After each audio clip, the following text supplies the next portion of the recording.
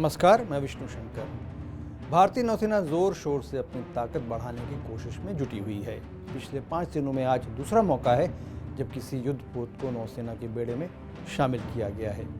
पिछले रविवार को INS विशाखापत्तनम नाम के डिस्ट्रॉयर को भारतीय नेवल फोर्स का हिस्सा बनाया गया था। आज भारत में निर्मित एक मारक पनडुब्बी वेला को नौसेना अध्यक्ष एडमिरल करमबीर सिंह ने नौसेना में कमीशन किया।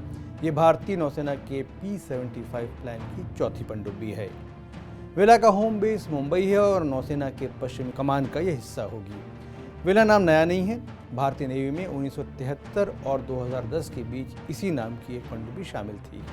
पहली वेला पनडुब्बी सोवियत संघ के ज़माने की फॉक्सट्रॉट क्लास की पनडुब्बी थी। जैसा आप जानते ही हैं, रूस और पूर्व सोवियत संघ बहुत लंबे समय से रक्षा साजो सामान उपलब्ध कराने में भारत से सहयोग करते रहे हैं। फ्रांस दूसरा वो देश है जो नौसैनिक युद्धपोत बनाने और बेचने में भारत का सहयोगी रहा है।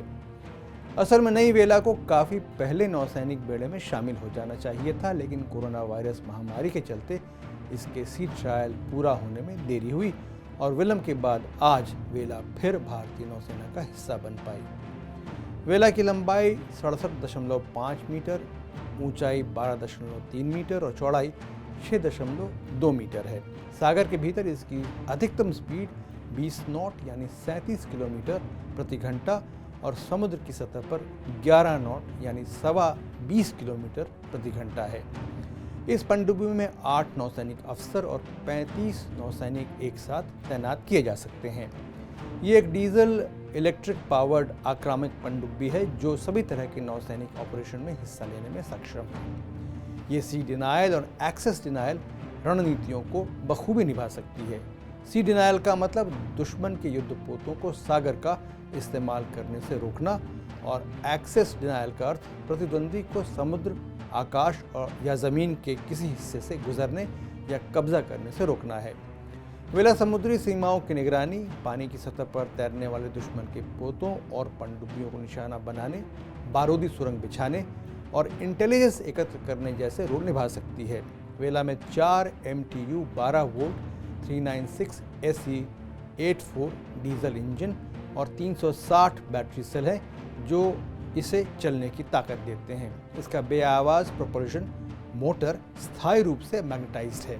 इसके हल, फिन और हाइड्रोप्लेन्स ऐसे डिज़ाइन किए गए हैं ताकि पनडुब्बी को पानी में कम से कम प्रतिरोध मिले। वेला के प्रेशर हल के भीतर पूरे फिटमेंट को शॉक एब्जॉर्बर्स के ऊपर ऐसे लगाया गया है कि पानी के भीतर कभी कंपन हो तब भी इसकी आवाज़ किसी और युद्धपोत को सुनाई न दे और ये सुरक्षित रहे। वेला के हथियारों में C-303 एंटी टॉर्पीडो सिस्टम शामिल है। ये युद्धपोत 18 टॉर्पीडो या एंटी शिप एग्जॉस्ट मिसाइलों से लैस है।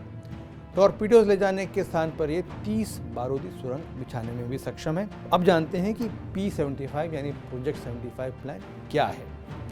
1997-98 में प्रधानमंत्री इंद्र कुमार गुजराल के कार्यकाल में ये योजना बनी थी भारतीय बेड़े में 25 पनडुब्बियों को बनाने और शामिल करने के लिए, और इसके लिए 30 साल की समय सीमा तय की गई थी। साल 2005 में भारत और फ्रांस के बीच 3.75 अरब डॉलर के कॉन्ट्रैक्ट के तहत 6 स्कॉर्पियन क्लास की पनडुब्बियां बनाने पर सहमति हुई थी।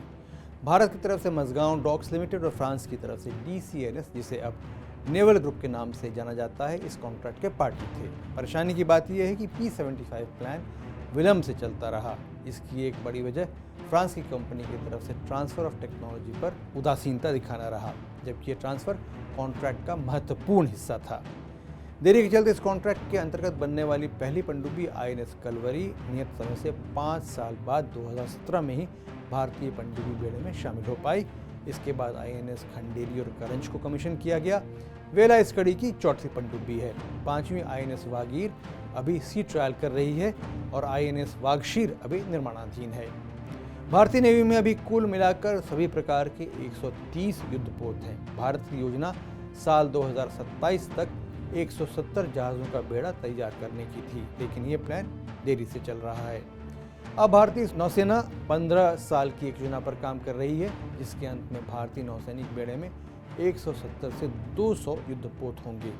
इसकी तुलना अगर चीन की नौसेना से करें तो हमारे उत्तरी पड़ोसी के पास 360 जहाज़ों का बेड़ा है, जो दुनिया में सबसे बड़ा है, अमेरिका से भी बड़ा, जिसके पास 297 जहाज़ों की फ्लीट है। लेकिन चीन के जहाज़ों की संख्या भले ही ज़्यादा हो, अमेरिका की युद्धपोत कहीं ज़्यादा बड़े, परिष्कृत और टेस्ट की गई मारक क्षमता से लैस है। भारत ने क्वाड ग्रुप के अंतर्गत अमेरिका, जापान और ऑस्ट्रेलिया के साथ नौसैनिक सहयोग का एक सिलसिला शुरू किया है। इंडो पैसिफिक में निर्बाध नौवहन, आवाजाही की स्वतंत्रता और मुक्त व्यापार सुनिश्चित करने के लिए भारत के साथ फ्रांस, ब्रिटेन, सऊदी अरब, सिंगापुर और वियतनाम भी सहयोग कर रहे हैं। आने वाले दिनों में इंडो पैसिफिक क्षेत्र में प्रभाव के लिए शक्ति प्रदर्शन हो सकता है, इसलिए भारत को सतर्क और तैयार रहने की ज़रूरत है। सोच समझकर मैं आज यहीं तक। अगर आपको ये वीडियो अच्छा लगा हो तो इसे लाइक, शेयर और सब्सक्राइब करें और देश दुनिया की सभी खबरों और उनके सटीक विश्लेषण के लिए TV9 डिजिटल से जुड़े रहें। विष्णु शंकर को अनुमति दीजिए। नमस्कार।